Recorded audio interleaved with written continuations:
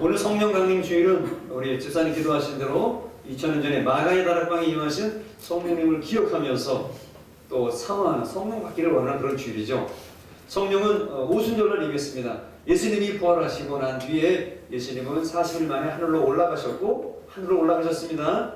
그리고 또 열흘 지나서 50일째 되는 날 오순절날 그날 성령이 임했어요. 오순절은 원래 구약 성경에 추수하는 절기입니다. 추수하는 절기. 이제 하나님의 때가 돼서 하나님의 나라 일꾼들을 추수하는, 알곡들을 추수하는 추수가 시작되었고 그 추수가 끝나면은 예수님께서 이 땅에 재림하실 겁니다.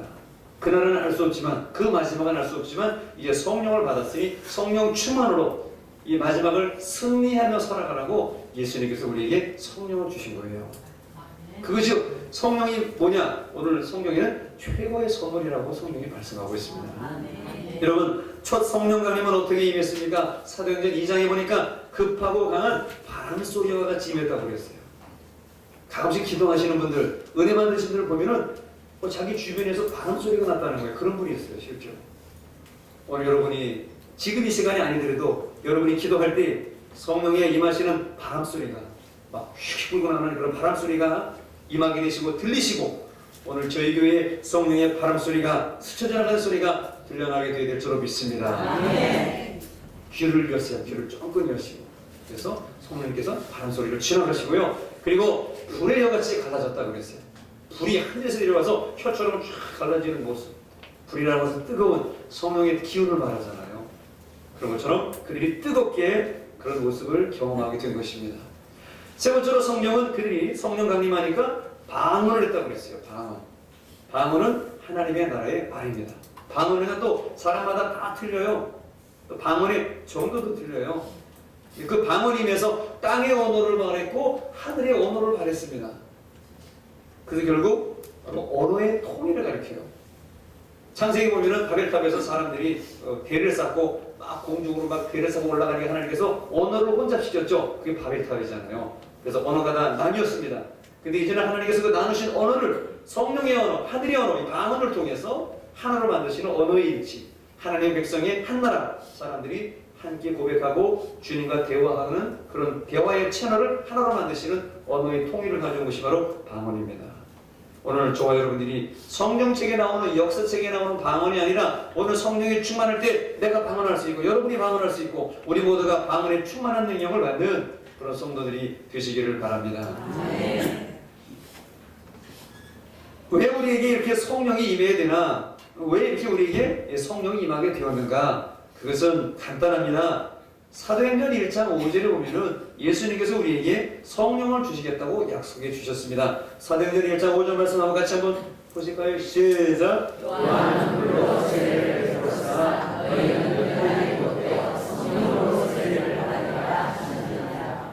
무엇으로 세례를 받아요? 성령으로. 네. 주님께서 약속해 주셨어요. 내가 너에게 성령을 보내주리라. 모든 사람에게 한 사람에게 성령을 보내주신다는 거예요. 이 약속 때문에 성령을 우리에게 임하신 겁니다. 그리고 저들이 주님의 말씀의 약속을 따라서 누가복음 24장의 마지막 부분에 보면은 너희는 몇 날이 못되어 하늘로부터 임하는 약속을 받을 것이다. 예루살렘을 떠나지 말라고 그랬어요. 그런 것처럼 저 성도들이 예루살렘을 떠나지 않았습니다. 예수님께서 40일 만에 승천하시고 예수님 안 계셨어요. 그런데 그들이 그 예루살렘을 떠나지 아니하고 마가의 다락방에서 기도를 했습니다. 예루살렘을 지키고 있었어요. 그랬더니 그 자리에 성령이 임하신 겁니다. 바로 주님께서 예루살렘을 떠나지 말라고 하신 게 뭐예요? 자기 자리를 지키라는 거예요. 요즘에 예루살렘이 무엇입니까? 하나님의 교회, 하나님의 성전을 저와 여러분은 떠나서는 절대로 안 됩니다. 이 교회 안에 있을 때 우리가 사는 거예요. 물고기가 물에 있을 때 살 수 있듯이 오늘 우리는 교회 안에 있을 때 예루살렘이 있을 때 여기서 우리는 성령을 받게 되는 것입니다. 그리고 왜 성령이 임하게 되었습니까? 사도행전 1장 14절에 보니까 저들이 함께 모여서 기도할 때에 성령이 임했다고 그랬습니다. 오늘 저와 여러분들이 오늘 기도하는 마음으로 예배를 드리고 무슨 순서를 사실은 하나님 앞에 무슨 순서가 필요하겠어요? 하나님 앞에 순서가 필요 없지만 우리가 순서를 정한 것이죠. 따로따로 나눈 것이죠. 오늘 기도하는 마음으로 예배를 드리고 기도하는 마음으로 말씀을 듣고 기도하는 마음으로 헌금을 드리고 기도하는 마음으로 찬양을 하고 기도하는 마음으로 기도를 받을 때 우리에게 성령이 임하게 되는 것입니다. 기도에 힘쓰라. 우리 집사님, 우리 금요소는 집에 열심히 나오자고 기도하자고 그랬어요. 저와 여러분들이 더 기도에 열심히 해야 될 줄로 믿습니다. 사람에게 외환이 그치면, 바깥의 어려움이 그치면은 내무가 찾아오게 되는 거예요. 내적인 내환이 찾아오게 되는 거예요. 오늘 그것을 보면서 우리는 이 극복을 위해서 기도하고 성령 충만을 받고 이 세상을 이기는 힘을 하늘로부터 받아야 될 줄로 믿습니다. 우리는 세상을 이기기가 힘들어요. 그러나 주의 성령이 임하시면은 세상을 당당하게 살아갈 수가 있는 것이죠. 그리고 우리가 왜 성령을 받아야 되겠습니까? 주님께서 요한복음 21장 22절에 늘 주님께서 말씀하셨습니다. 주님께서 명령하셨습니다. 너희가 성령을 받아라. 누가 말했다고요? 목사님의 설교 시간에 그랬잖아요. 그러면 안 돼요. 다시 한번, 누가 그랬어요? 예수님께서 성령 받으라고 그랬어요. 목사님의 설교 시간에 한 얘기가 아니에요. 예수님께서 요한복음 21장 22절에 너희가 성령을 받으라 그랬어요. 그러므로 예수님께서 명령하신 것을 순종하는 여러분 되셔서 성령을 받아야 됩니다. 그래야 이게 진짜 성도가 되는 거예요. 성령 안 받으면요, 사람이 성질대로 신앙생활 합니다. 여러분 성질들 좋아요? 못됐어요? 못됐죠? 그러니까 성질 죽이시고 성령으로 사시길 바랍니다. 그래야 성도가 되는 거예요. 그리고 우리가 왜 성령을 받아야 되느냐? 두 번째로 우리가 믿음을 지키기 위해서 우리가 성령을 받아야 됩니다.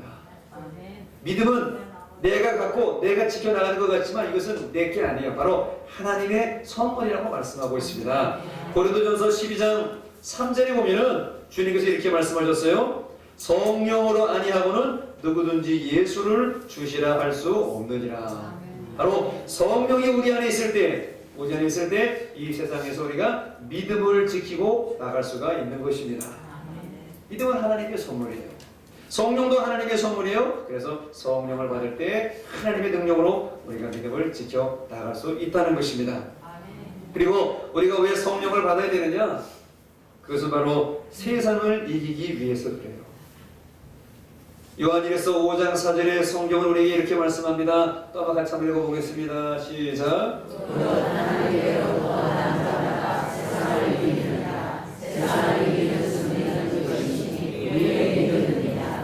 세상을 이기는 승리가 뭐예요? 우리의 믿음이라고 말씀하셨습니다. 이 믿음은 성령께서 우리를 지키고 주시는 거예요. 세상을 여러분 이기기 원하죠? 이 죄 많은 세상을 이기고 정말 의인으로서 믿음으로 살고 싶으시죠? 내가 좀 더 고상하고 좀 더 아름다운 삶으로 살고 싶으시죠? 왜 세상은 이렇게 더럽고 왜 이렇게 추하고 왜 이렇게 마음에 안 들고? 우리는 세상을 이기려면 성령이 필요합니다. 성령이 임하시면 내가 변화됩니다. 성령이 임하면 내가 죄인인 것을 알게 되는 것입니다. 받을 사랑만 계수하다가 이제는 사랑을 주는 위대한 사람이 되는 것입니다. 어린이는 사랑받으려고 그래요. 어린아이 같은 신앙 가진 사람들은 항상 교회 와서도 사랑만 받으려고 해요. 그래서 목사님이 한 번 안 쳐다봤잖아. 안 쳐다봐도 괜찮아요. 주님이 여러분 다 쳐다보고 계시는 거지. 우리는 하나님께서 우리와 함께 하신다는 사실을 믿고 믿음으로 이 세상을 이기는 그런 성령을 받고 나아가면 저와 여러분이 실패하지 아니하고 실수하지 아니하고 큰 사람이 되어서 이제는 사랑을 주는 믿음에 승리하는 사람이 되게 될 줄로 믿습니다. 그리고 우리가 왜 또 성령을 받아야 됩니까? 그것은 주님께 상 받으려면 성령 받아야 돼요. 여러분, 주님께서 우리에게 상 주시는 통로가 뭐냐라고 했을 때 그것은 주님의 증인되는 것입니다. 주님의 증인으로 살아가는 거예요. 주님께서 제일 기뻐하시는 게 뭡니까? 하나님이 제일 기뻐하시는 것은 잃어버린 영혼들을 구원하는 거예요. 오늘 왜 여러분들은 오셨습니까? 지나가는 사람들 이렇게 모시고 와야 되는데 우리의 입이 짧아가지고 나 하나 건사하기 바빠서 혼자 왔잖아요. 우리 그런 부족한 사람들입니다. 주님이 증인될 때 그 사람은 한나라에 가서 생명의 멸류관 다니엘서에 말씀하는 것처럼 그는 스타가 되는 것입니다. 여러분 증인되려면 주님의 증인되려면 어떻게 되어야 되겠어요? 내 힘으로 되는 거 아닙니다. 바로 받고 성령 받을 때 주님의 증인이 되는 것입니다. 아멘. 사도행전 1장 8절에 오직 성령이 너에게 임하시면 너희가 권능을 받고 내 증인이 되리라고 그러셨어요. 아멘. 저와 여러분은 주님의 증인 되는 데 있어서 성령을 충만히 받고 모든 곳에 가서 하나님의 말씀을 전하는 그러한 주님의 증인들이 될 때 상 받을 수가 있는 것입니다. 아멘. 제가 말씀드렸죠? 그 개털모자 장로님 말씀드렸죠? 안 잊었죠? 네. 개털모자 집사님 되고 싶어요? 개털모자 목사님 되고 싶어요? 사실 저도 두려워요. 개떡 같은, 어떤 분이 말씀드렸죠? 개떡 같은. 여러분, 신앙생활 개떡같이 하지 말고 직분 개떡같이 생각하지 말고 새롭게 하시기 바랍니다. 오늘 일부 예배 때 드렸어요. 우리 권사님 저 뒤에 계신 것 같은데 우리 새로 한번 시작해보면 어떨까요? 우리 계급장 내려놓고 권사님 직분 내려놓고 장로님 직분 내리고 집사님 내리고 새로 시작합니다. 저도 한번 저도 신학을 다시 하든지 다시 한번 촉질 공부하고 능력받고 힘입어서 성령의 신학을 공부하고 하나님의 이 주님의 마음의 신학을 공부해서 이 눈물의 신학을 공부해가지고 새롭게 다시 한번 하면 어떨까 하는 그런 마음도 들기도 해요. 그런 마음으로 우리가 새로 열심히 신앙생활 잘하면서 그게 잘 나가면 하나님께서 우리를 주님의 증인으로 만드시고 써주실 줄로 믿습니다. 아멘. 여러분은 할 수 있어요. 왜냐하면 여러분은 1시간만씩 예배를 드리고 찬양하러 기도를 하는 정말 진짜 되게 성도들이거든요. 제가 지난주에 애양원, 여수 애양원 서로 또 얘기해드렸죠. 90분 1시간만 예배 드리는데 그 손도 형사님 박수를 치면서 어떡할까 내가 하나님 어떻게 갚을까. 90분 1시간만 예배 드리면서 20분째 통성기도하는 그 서로 또 옛날 애양원의 그 성도들을 기억하면서 우리 손도 있고 박수도 칠 수 있고 다 할 수 있는데 우리가 왜 못하겠습니까? 근데 여러분은 너무나 잘하시는 분들이기 때문에 하나님의 증인 되셔서 주님께 분명히 상받게 될 줄로 믿습니다. 기대하시길 바랍니다. 아멘. 여러분, 이런 성령님은 어떠한 분이신가? 성경은 말씀하시기를 성령님은 온 세상을 다스리는 분이라고 말씀하고 있어요.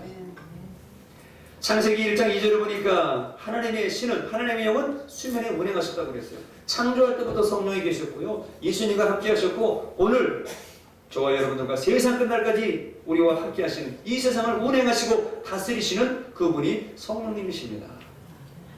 성령님과 함께 할 때 우리는 세상에서도 세상으로 흘러가지 않냐고 주님께로 갈 수가 있는 거예요. 그런 은혜가 성령님을 통해서 있는 것이죠. 또 성령님은 어떠한 분이십니까? 요한복음 14장 26절에 말씀하시기를 우리에게 믿음과 깨달음을 주시는 분이라고 성경이 말씀하고 있습니다. 이것을 이렇게 보배사 파라클레토스라고 부르죠. 자, 요한복음 14장 26절 말씀 같이 한번 보겠습니다. 시작. 보혜사 곧 아버지께서 너희에게 보내주신 성령 그가 너희에게 모든 것을 가지고 내가 너희에게 말한 모든 것을 생각나게 하라. 네, 보혜사 성령님께서 주님께서 말씀한 모든 것을 가르쳐 주시고 또 생각나게 해 주시는 것입니다. 그래서 우리에게 믿음을 주시고 우리에게 깨달음을 주시는 분이 성령님이세요. 그 성령님을 믿고 성령님과 동행할 때 여러분의 믿음이 흘러나고 성장하고 튼튼한 믿음으로 철갑을 두는 그런 믿음으로 나아가는 것입니다. 그리고 성령님은 어떤 분이십니까? 성경 마태복음 28장 20절에 말씀하시기를 우리와 평생토록 우리와 죽을 때까지 동행하시는 분이라고 말씀하고 있습니다. 볼지어다 내가 세상 끝날까지 너희와 항상 함께 있으리라 하십니다. 우리와 동행하시는 하나님, 그 성령 하나님이 오늘도 우리와 함께 하시는 것입니다. 여러분은 혼자가 아닙니다. 여러분 인생의 어느 곳이든지 성령님이 동행하시는 그러한 축복받은 사람들입니다. 아멘. 그리고 성령님은 어떤 분이신가? 오늘 제목과 같이 바로 성령님은 하나님이 주시는 최고의 선물입니다. The greatest present. 선물 중에서 더 이상 말로 표현할 수 없는 베스트 오브 베스트. 최고의 선물, 이것이 바로 성령입니다. 오늘 성경 말씀, 본문 말씀을 사실은 12절부터 쭉 이렇게 끝까지 정하고 싶었지만은 너무 길어서 그렇게 못했고 오늘 28절부터 32절 말씀까지 본문으로 잡았습니다. 여러분 12절 말씀해 보세요. 18절 말씀해 보세요. 28절 말씀해 보세요. 거기에 유명한 그 때라고 하는 때라고 하는 그런 언어가 나옵니다. 18절에 보면은 그때에, 28절에 보면은 그 후에 이렇게 말씀하시면서 하나님께서 주시는 최고의 선물이 뭐냐? 결론적으로 28절부터 32절까지 우리에게 말씀하고 있어요. 그것이 뭐냐? 바로 성령님이라고 하는 것입니다. 우리는 이런 최고의 선물을 받았습니다.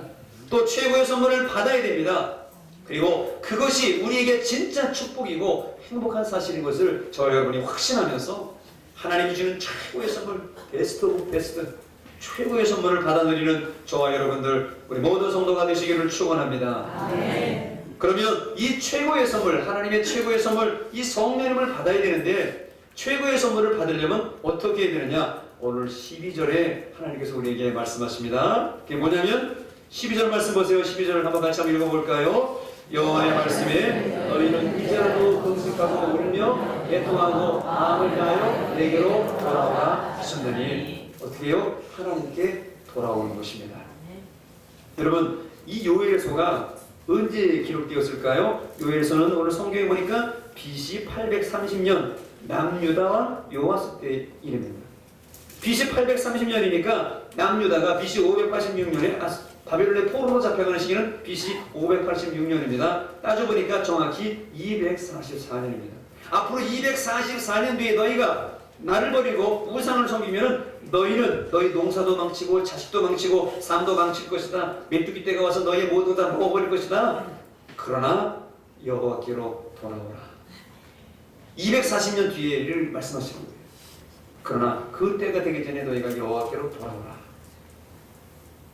하나님의 최고의 선물을 받으려면 하나님께 돌아와야 됩니다. 하나님께 회개하면서 통회하고 자복해야 됩니다. 오늘 우리는 성령 감임주를 맞이하며 하나님 저에게 회개의 영을 부어주시옵소서.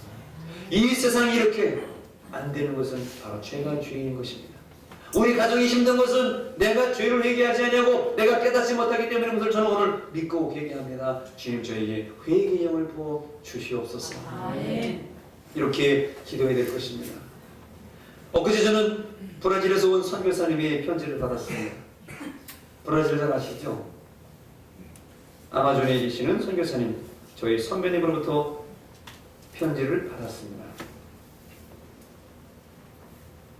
그 부부 선교사님은 나중에 제가 아마 다시 말씀드리겠지만 그 부인 되시는 여자 선교사님은 제가 저 위에 있을 때 금요 소년집회 때 만났던 그런 선교사님이십니다. 하나님의 부르심을 받으셨습니다. 그리고 남편 선교사님의 편지에 보면은 그렇게 기록되어 있습니다. 어느 날 우리 모든 그 브라질 선교사님이 세우신 개척한 신학교 학생들과 함께 하나님께 기도하면서 성령을 간구하면서 모여서 기도했다는 거예요. 신학생들이 모여서 막 기도를 하는데 그날 성령의 영이 임하여 불의 영이 임해서 회개의 영이 임해가지고 그 신학생들이 자기의 죄를 다 자복하고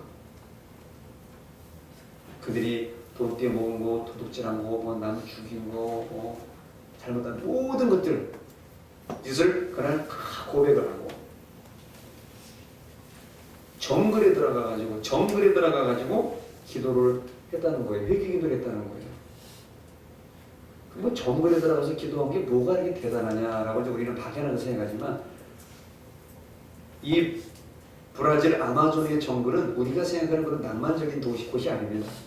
정글에 들어가면 독충, 정갈, 배, 뭐 아나콘다 배, 뭐 악어, 요상한 그 곤충들과 이런 것이 있어가지고 정글에 들어가서 이렇게 가만히 있으면 우리들은 개미 항아리한테 불려가지고 우리도 까먹었죠. 이렇게 뭐예요, 이렇게 뭐 밤송이, 눈송이가 밤송이가 이렇게 먹고 쓰러져. 그런데 그 신학생들이 겁도 없이 성령이 임하니까 불을 받아가지고 회개형을 받아가지고 각 정글로 흩어져가지고 통성으로 회개하면서 주인 내가 주인이라고 고백하고 기도를 하는데 그날 하나님께서 하늘에서 부어주신 성령의 역사가 얼마나 큰지 그 신학교 60명의 학생에게 전 방황에 터진 거예요. 할렐루야. 오늘 이 자리에 모인 우리 모든 분들 중에서 60명 이상이 방언받게 될 줄을 주님의 이름으로 축원합니다. 브라질 아마존에도 가능했는데 그 더러운 아마존 사람들, 그 더러운 사람들, 예수 믿은 지 얼마 안 되는 사람들도 1년, 2년밖에 안 된 사람에게도 회개의 영에 임해서 그 60명 이상이 방언을 받았는데 우리가 왜 못 받겠어요? 여러분처럼 잘생기고 여러분처럼 하얗게 생기신 분이 거기는 피부도 까마잡잡하고 키도 조그마하고 배울 것도 별로 없는 사람들인데도 하나님의 방언을 받았다고 그랬어요. 성령의 영이 임하니까 말이죠. 선교사님이 그 편지에 이렇게 고백합니다. 그날 회개의 영이 임하고 신학생들이 회개를 하는데 그 해에 본인이 18년 동안 브라질 선교를 하는 동안에 18년 만에 처음으로 주변에 있는 망고나무에서 망고나무 열매가 열렸다는 것입니다. 할렐루야. 아멘. 망고나무 열매 열리니까 좀 기분 안 좋아요? 18년 동안 안 열리던 망고나무 열매가 망고나무에서 열린다는 거예요. 그래서 그 선교사님이 편지에 기록하시기를 그날 회개의 영이 임하고 망고나무에 열매가 열리는데 정말로 나는 역대하 7장 14절에 말씀하는 것처럼 너희들이 회개하고 내 얼굴을 구하면 내가 이 땅을 고칠지라. 힐링 랜드, 이 땅을 치료할지라 하신 말씀이 임하여 너무나 감격했습니다. 그리고 그 회개하던 해에 각종 과일이 3-4배나 더 열려가지고 풍성한 열매가 열렸다는 거예요. 여러분, 하나님께 돌아오고 회개할 때에, 회개의 영을 부어주실 때에 땅이 치료받고 과일이 풍성해지고 우리가 하나님을 더 닮는 믿음의 삶으로 변화되게 될 줄로 믿습니다. 아멘. 오늘 성령 받으려면, 최고의 선물 받으려면 하나님께 돌아오시고 회개의 영을 받으셔서 통회하고 작업하는 오늘 이 주일이 되시기를 바랍니다. 아멘. 이따가 시간 드릴 테니까 기도할 때 회개의 영을 부어달라. 아마존 그 까마잡잡한 사람들도 방언을 받았다는데 나도 60년 동안 신앙생활을 했는데, 아니 6년을 신앙생활해도 내가 이런 거 경험해보지. 오늘 하나님의 성령의 역사가 나에게 임하게 하여 주시옵소서. 아멘. 아마존도 되는데 왜 여기가 안 돼요? 부산이 얼마나 잘 살고 행복하고 좋은 도시인데 왜 안 돼요? 아마존 거기도 되는데 될 줄로 믿습니다. 우리 인간적인 모든 애를 믿습니다. 여러분, 하나님의 최고의 선물을 주시는데 그러려면 하나님께 돌아와야 돼요. 회개해야 됩니다. 오늘 요엘서 2장을 보면은 하나님이 주시는 선물의 단계가 있어요. 여러분은 어떠한 선물을 받고 있는지 다시 한번 잘 생각해 보시기 바랍니다. 첫 번째 선물의 단계, 제일 낮은 로우의 단계입니다. 제일 낮은 선물의 단계 뭐냐면 2장 20절에 보면은 원수가 쫓겨가는 거예요. 자, 2장 20절 말씀 요 앞부분만 한번 읽어보겠습니다. 시작. 내가 북쪽 군대를 너희에게서 멀리 떠나게 하여 내 말로 정말 땅으로 쫓아내니 그 나라에게는 동해로. 이게 무슨 말이에요? 너희가 앞으로 244년 뒤에 바벨론 율법으로 잡혀가는데 너희가 회개하면 내가 너희의 원수들을 쫓아내 주겠다는 거예요. 지금이라도 쫓아내 주시겠다는 겁니다. 이게 뭡니까? 그 나라와 그 땅에 해방과 평화가 임하게 되는 것입니다. 우리의 원수마귀 귀신들이 쫓겨가는 거예요. 병이 낫고 질병이 치유되고 강건해지는 거, 이게 하나님의 선물의 가장 낮은, 가장 처음의 선물이 바로 강건의 축복. 요한 3서 2절에 내 영혼이 잘된 같이 네가 범사에 잘되고 네가 강건하기를 내가 간구하노라. 강건의 축복, 원수마귀가 쫓겨가요. 질병이 떠나가요. 해방이 나와요. 평화가 임해요. 이것은 하나님의 가장 낮은 첫 번째 선물이라는 것입니다. 이보다 더 좋은 두 번째 축복의 선물이 뭐냐? 그것은 2장 24절에 보면은 풍성한 삶을 사는 거예요. 자, 2장 24절 말씀 한번 같이 한번 보겠습니다. 시작. 바다는 이익이 가득하고 거기는 새 포도주와 기름이 넘치리로다. 이게 뭐예요? 풍성한 축복.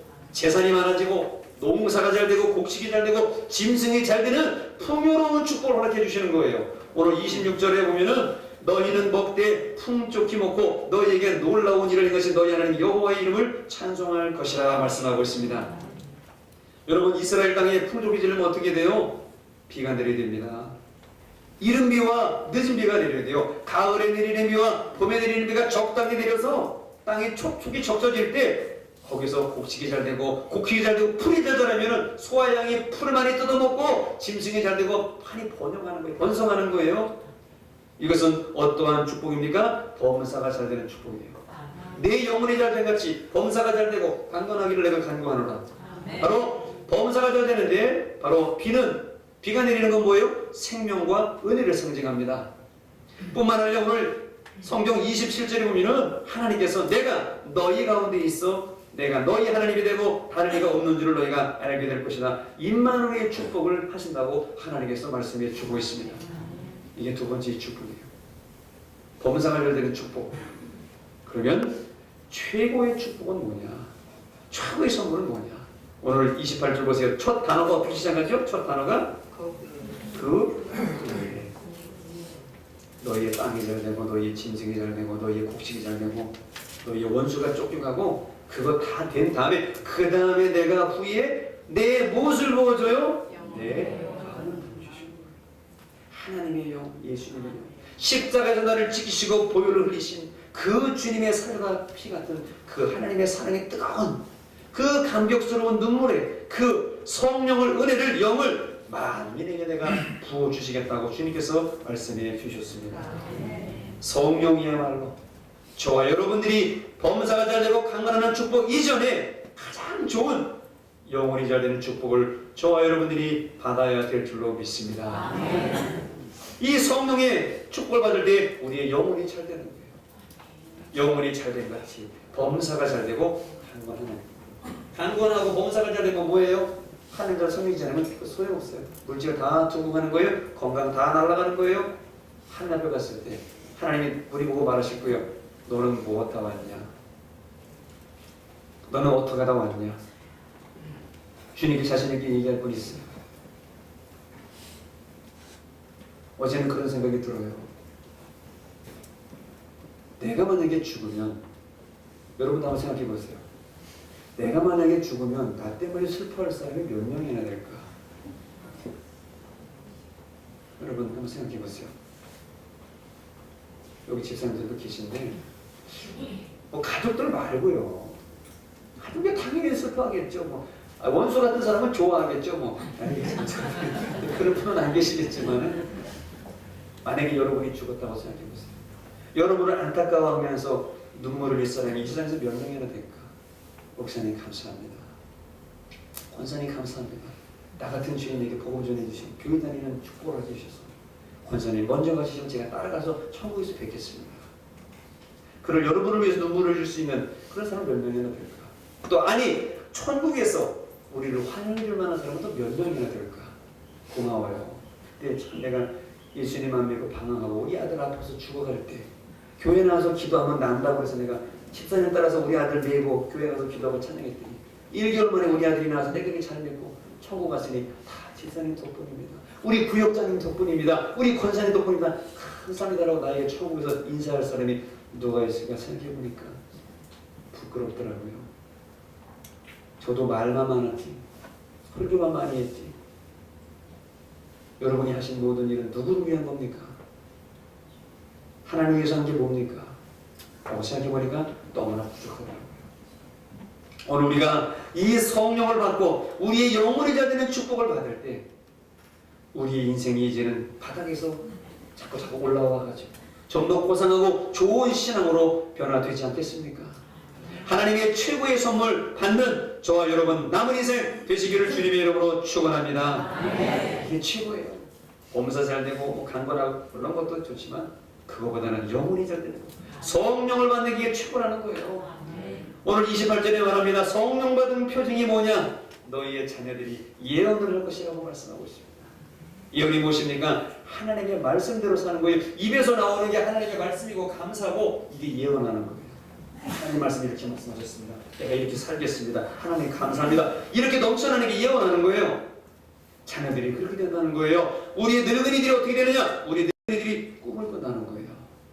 우리 나이 드신 분들이 무슨 꿈을 꾸겠어요? 세상 다 살았는데 그러나 성경은 말씀합니다. 우리의 늙은이들이 꿈을 꿀 것이다. 뭐예요? 소망을 갖고 젊어지게 되는 것입니다. 우리 나이 드신 분들이 소망이 생기고 하나님의 나라를 바라보면서 앞으로 우리 자녀들이 앞으로 우리 교회가 풍성하게 부흥할 것을 믿으면서 이 소망으로 가득 차가지고 주름살 펴지고 햇볕은 쨍쨍 모래알은 반짝 모든 분들이 나이 드신 분들이 꿈을 꾸는 젊은이가 되는 축복을 성령께서 허락해 주신다는 것입니다. 그리고 성령 받은 표징이 뭐냐? 오늘 28절에 보니까 우리의 젊은이들이 이상을 본다고 말씀하고 있습니다. 뭡니까? 비전을 가는 게 비전. 비전이 무엇입니까? 비전은 열정이에요. 열정, 패션, 열정을 가져서 살고 싶은 인생을 살고 싶어요. 우리 사랑하는 청년 여러분, 우리 젊은이 여러분, 인생을 살고 싶습니까? 청년들은 대답 안 하고 다른 분들이 대답하십니다. 우리 청년들에게 예수 없다면, 성령 없다면 이 세상을 살아갈 만한 재미가 별로 없어요. 왜? 어른들이 사는 삶을 보니까 결혼도 행복해 보이지 않고, 시집 가는 것도 그렇고, 부인 얻어서 하는 것도 실산이 같고, 직장도 살기 어려운 것 같고, 남들 사는 모습을 보니까 도저히 따라갈 건 없습니다. 그런데 예수 믿으면, 그런데 우리 젊은이들이 성령을 받으면 결혼하고 싶고, 사랑하고 싶고, 시댁 부모님 모시고 싶고, 친정 어머니 잘 모시고 싶고, 신앙생활 잘하고 싶고, 그런 이상과 비전이 생기게 되는 것입니다. 우리 젊은이들이 이렇게 돼야 돼요. 이런 비전을 갖고 성령의 표징이 나타날 때에 우리 세상은 따뜻한 세상, 살만한 세상, 아름다운 세상, 부흥하는 교회가 되게 될 줄로 믿습니다. 이런 최고의 선물을 받은 분이 있습니다. 그리고 지금도 이런 최고의 선물을 받고 성령의 바람이 불어오는 곳이 있습니다. 오늘 그것을 여러분에게 소개해 드리고자 합니다.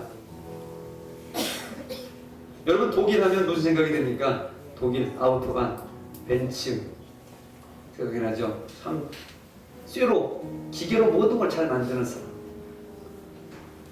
그 독일 브레멘이라고 하는 그런 곳이 있습니다. 그 저쪽 북해에 가까운 곳에 브렘슈타트라고 하는 그런 도시가 있는데, 그곳에 브레멘이라고 하는 곳에 순복음 성령교회를 감임하시는 여자 목사님이 있습니다. 김화경 목사님입니다. 그 목사님이 최근에 간증집 책을 내셨죠. 조그만 책을 내셨습니다. 지금 독일에 부는 성령바람이라고 하는 책을 내셨습니다.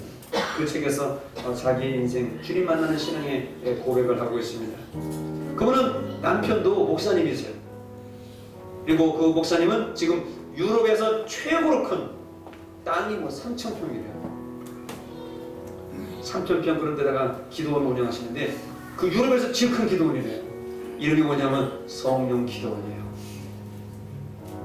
그 김한경 목사님은 여기에 가까운 데 출신이에요. 1978년도에 한국 최초의 여성 외교관이 되겠다는 꿈을 안고 어디로 유학을 갈까 고민하다가, 미국으로 갈까 독일로 갈까 고민을 하다가 독일로 유학을 가게 되었습니다. 왜냐하면 돈이 없었어요. 미국은 돈이 많이 들고 독일에는 다 장학금 많이 주기 때문에 독일 가서 학위 받으려고 독일로 유학을 가게 되었습니다. 유학 가보신 분들은 알지만은 유학생활은 굉장히 어렵고 힘든 일입니다. 이민 가신 분들 여러분 친척이 있지만 참 이민이 힘듭니다. 정말 죽기 아니면 살기로 사는 것이지 정말 너무 힘듭니다. 유학생활을 하는데 고독하고 외롭고, 공부도 잘 안 되고 말도 잘 안 되고, 독일 말은요 처음에는 참 쉬워요. 그 다음 점점 갈수록 어려운 게 독일어예요. 아베체대 좀 해보고 데어데스텐덴 디디어데디 이거 좀 하다 보면 뒤로 가면 이제 정말 알아듣기 어려운 말이 나옵니다. 인생이 막 고민이 되고 회의가 생기고 공부도 잘 안 되고, 어느 날부터가는 인생이 무엇인가? 야, 인생이 무엇인가? 어디에서 와서 나는 여기 독일에 왜 왔고, 인생이란 어디로부터 와서 어디로 가는가? 왜 내가 살아야 되나? 내가 이 공부해서 도대체 뭘 하려고 공부하려고 하나? 이런 여러 가지 회의와 우울증이 확 찾아오는데 죽고 싶은 심정이 드는 거예요. 누가 가르쳐주는 사람도 없고 물어볼 사람도 없고, 인생이 무엇입니까? 여기 집사님들 계시는데 인생이 무엇입니까? 아는 사람은 한 사람도 없어요. 그러던 중에 아는 사람으로부터 인생을 너무 방황하고 고민을 하니까 어떤 아는 사람이 조용기 목사님의 설교 테이프 하나를 이렇게 주더래요. 이거 한번 들어봐. 제목을 보니까 조용기 목사님 설교 테이프인데 인생이란 무엇인가? 어디로 가는 것인가? 제목에 그렇게 써있는 게 너무 관심이 들어. 설교 테이프를 탁 들으면서 또 몇 번 들으면서 거기서 그는 처음으로 하나님을 알게 되었습니다. 아, 인생이라는 것이 이런 거구나. 그리고 자기에게도 성령을 주시리라고 믿고 처음 테이프를 듣고 얼마 되지 않았지만은 금식하면서 기도를 했습니다. 나에게 성령을 부어달라고. 하나님 살아계시다면 성령을 부어주시옵소서라고 그렇게 기도하는데 하나님께서 그에게 성령을 주셨어요. 방언을 포천 주신 겁니다. 그 이성적이고 그 회의적인 사람이, 독일의 그 분위기 속에 있던 사람이 어느 날부터는 가슴이 뜨거워지고 복음 전하고 싶고 자기도 모르게 성령의 사람으로 변해 가더라는 것입니다. 그렇게 기도하는 중에 하나님께서 주의 종이 되는 그런 부르심을 주시고, 그 목사님은 하나님의 부르심에 순종해서 정치학을 공부하다가 이제는 신학을 공부해서 목사님이 되셨습니다. 원래 목사님은 어려서부터 몸이 약했다고 그래요. 특별히 혈소판이 부족해가지고 피가 나오면, 혈관이 터지면 그냥 쓰러지고 거의 죽어가는 거예요. 여러분 여기 우리가 피부도 있고 혈관도 있고 피도 있지만, 여러분 피 흘릴 때 보면 참 무섭게 나올 때도 있어요. 그죠? 코피 날 때도 막 심하게 나오면 막 정신이 잃을 때도 있어요. 자기 코를 보면서 자기가 놀래요. 너무 많이 나오니까. 근데 혈소판이 부족한데 혈관 터지면 죽는 병인데, 정상인의 정상인의 혈소판 수치가 정상인은 15만에서 30만 정도 된다고 합니다. 저는 안 쉬어봐서 잘 모르겠는데 어쨌든 그럴 텐데요. 근데 이 목사님은 혈소판이 만에서 2만, 높을 때는 2만이고 보통은 9천이래요. 9천.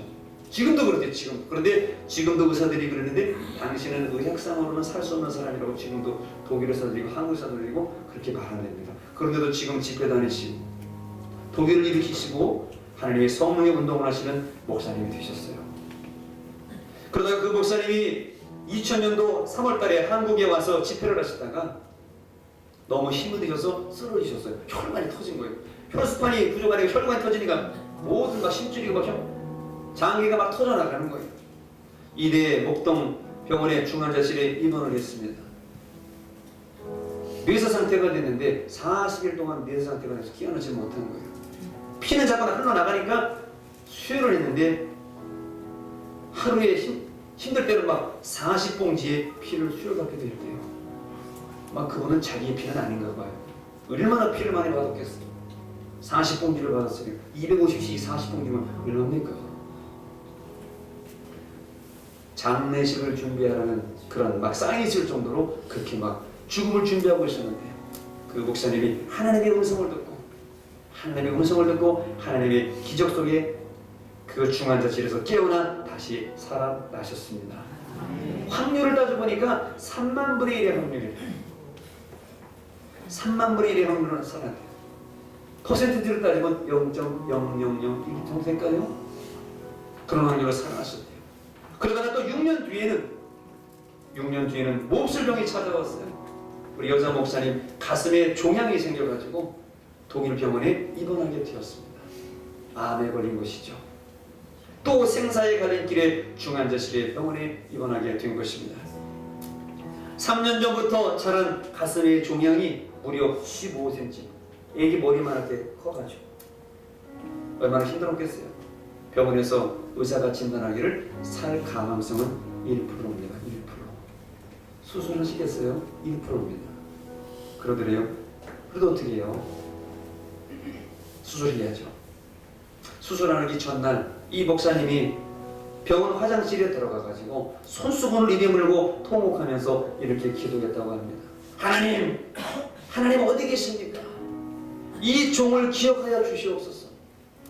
저는 이미 6년 전 그 이대 목동병원에서 이미 죽었었고 식물인간으로 지낼 때 하나님이 저에게 천국 보여주셔서 저는 이제 죽음은 두렵지 않습니다. 그러나 제가 지금 암으로 죽는다면은 그동안 제가 하나님 살아계시다고 온 세계를 다니며 복음 전했는데 하나님 영광이 가려지지 않습니까? 하나님 다시 한번 나를 돌보아 주시옵소서. 그렇게 손수건을 입에 물고 통곡하며 기도했는데 그 순간에 하나님의 음성이 들리더래요. 내 종아, 내 사랑하는 딸아, 여호와의 손이 짧아졌느냐? 너는 이 병원에서 나가게 될 것이다. 너는 독일인에게 치유의 하나님을 전하라. 민수기 11장 23절의 말씀을 자기에게 전해주시면서 네가 이 병원에서 나가면 독일 사람들에게 치유의 하나님을 전하라는 말씀이 들리게 된 것입니다. 수술하는 당일날 새벽 5시 반에 남편 목사님이 찾아오시더래요. 그러면서 여보, 당신 수술 들어가기 전에 우리 성찬식하고 성찬 먹고 들어갑시다. 남편 목사님이 성찬식을 가지고, 이 떡은 예수님의 살입니다. 이 포도주는 예수님의 피입니다. 예수님, 이 살과 피를 먹고 하나님의 종, 당신의 딸 우리 아내가 병실에 수술 잘 받고 다시 살아나는 역사, 우리 아내 목사님을 다시 살려주시옵소서. 눈물의 성찬식을 하고 여자 목사님이 수술실로 들어갔대요. 문제는 수술한 그 다음날 벌어졌다고 합니다. 중환자실에 입원하고 있는 수술한 자기 자신에게 그 병원의 병원장이 찾아오는데요. 그러면서 그 병원장이 이렇게 말하더래요. 아, 당신은 기적의 사람입니다. 정말 행운아예요. 분명 당신 안에 있던 그 종양은 악성 암이었는데 열어보니까 그 암덩어리가 줄어들어가지고 작은 물방울로 변해 있었어요. 참 신기합니다. 내가 의사생활 오래 해봤는데 이런 일은 정말 처음입니다. 당신은 축복받은 사람입니다. 그 독일 병원 원장이 그렇게 얘기를 하더래요. 그 목사님은 하나님의 기적을 받은 거죠. 기적으로 살아난 것입니다. 그렇게 살아나시고 목사님께서 그때 당시에 목사님이 하나님의 음성을 들었잖아요. 이제 너는 이 병원에서 나가게 될 것이다. 그리고 독일인에게 치유의 하나님을 전하라. 그런 음성 들었잖아요. 그래서 중환자실에 있을 때 정말로 하나님께서 나를 그렇게 음성 들려주시고 나를 그렇게 쓰실 거라면 나에게 하나님의 표적을 보여주세요. 그렇게 구하고 싶더래요. 그래서 하나님께 기도해야 돼요. 하나님, 그럼 내가 오늘 아무개에게 복음을 전할 테니까 그 사람을 통해서 하나님 역사를 보여주시옵소서. 그렇게 기도가 나오더래요. 마침 자기 중환자실 옆에 미국 사람이 남자가 하나 입원해 있는데 50대 초반의 독일 남자가 옆에서 중환자실에서 함께 입원해 있다라는 게 누워 있는 거예요. 보니까 저 사람도 중동에 걸려 있어요.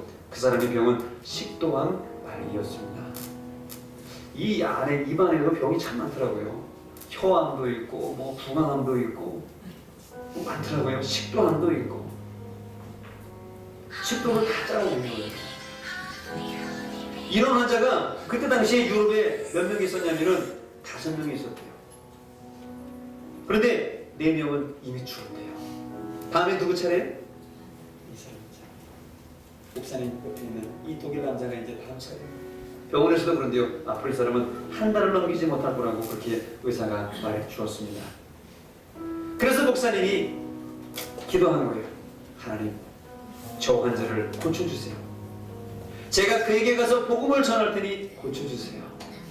그러면 하나님이 저를 통해 독일인을 치료하신다는 정보로 믿고 제가 나가서 독일 사람에게 치료의 주님을 전하겠습니다. 그날 마침 목사님의 딸이 왔는데 딸 주인에게, 주인아, 저 옆에 분에게 가서 복음 전해라. 예수 믿겠냐고 물어보고 예수 믿는다고 복음 전하고 영접시켜라. 그때 딸이 가서 복음을 전한 거예요. 예수 믿으시겠습니까? 주님의 당신을 사랑하십니다. 주님 믿으세요. 처음 볼 수 있습니다. 주님 믿으시겠습니까? 그랬더니 그 독일 남자가 자기가 예수 믿겠다 그러더래요. 알고 보니까 그 독일 남자는 어렸을 때 교회 다니던 사람이었어요. 이 죽음의 현장 속에서 복음을 듣고 다시 교회 나가겠다고 예수님을 영접하고 그 독일 남자가 거기서 눈물을 흘리더랍니다.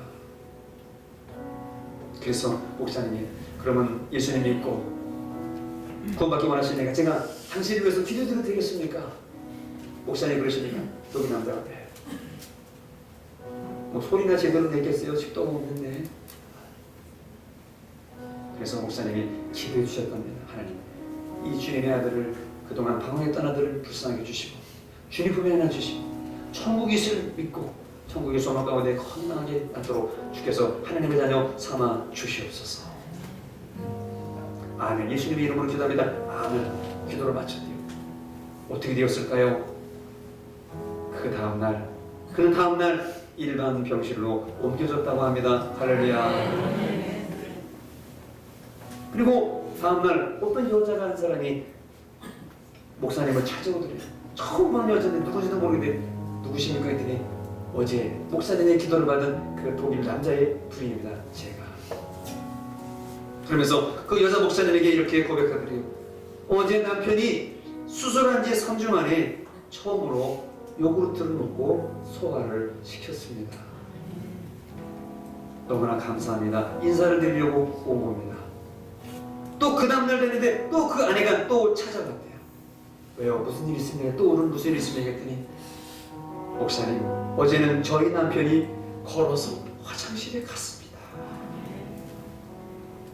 그러면서 계속해서 그 아내가 이렇게 고백하더래요. 목사님, 지금 병원의 이 의사들은 이 기적이 의학과 의술의 승리라고 떠들어대고 있지만은 저희 남편은 목사님이 섬기시는 예수님이 기적을 베풀어 주셨다고 믿고 있습니다.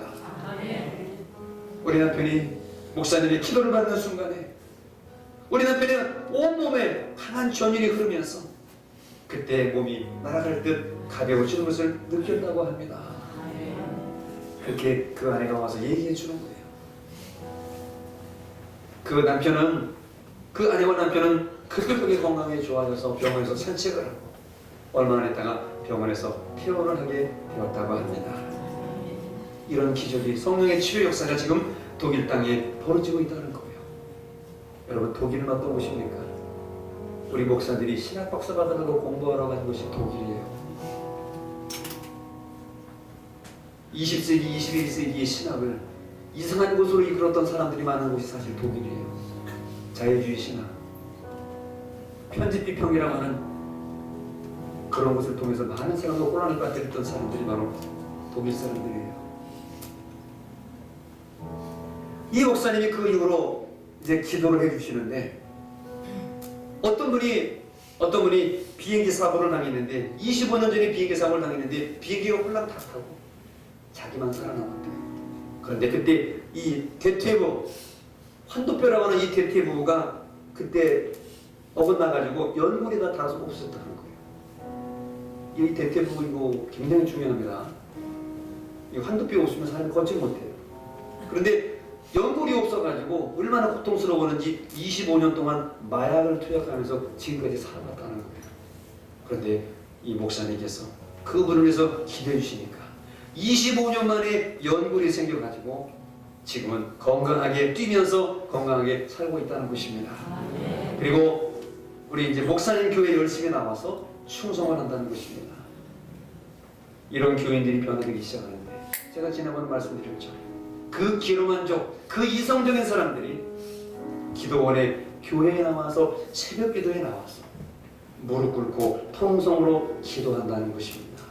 손 들고 주님의 이름을 부르면서 복음을 전해준 그 독일에서 영국을 거쳐 미국을 거쳐 한국에 왔는데 이제 우리가 복음 전하는 그런 축복을 우리에게 허락해 주신 것입니다. 이렇게 이성적인 사람들이 새벽에 나와 무릎 꿇고 기도하고 통성으로 기도한다는 거 사람으로는 불가능합니다. 성령으로만 가능한 줄로 믿습니다. 여러분, 성령은 변화시켜 주십니다. 성령은 치유해 주십니다. 여러분도 변화되고 치유될 수 있습니다. 독일에 지금 임하신 성령님은 오늘 이 시간 여기 주능력 교회에도 임하여 주실 줄로 믿습니다. 남아준 사람들에게 방언을 하나님은 오늘 저와 여러분들에게도 방언을 주시고 우리 질병을 치료하시며 우리의 인생을 변화시켜 주실 줄로 믿습니다. 사람의 기준으로 신앙생활했던 모든 것을 다 탈피하고 하나님 안에 주님 원하시는 모습으로 하늘 나아가는 모습으로 내가 오늘 하나님께 선다는 그런 각오를 가진 사람으로 변화되도록 우리를 충만하게 만들어 주실 줄로 믿습니다. 오늘 이 성령 강림 주일에 여러분 성령 받으시기 바랍니다. 회개의 영을 보달하고 기도하시길 바랍니다. 오늘 이런 성령의 역사와 기적을 경험하는 이 성령 강림 주일에 다 되시기를 우리 주님의 이름으로 간절히 축원합니다.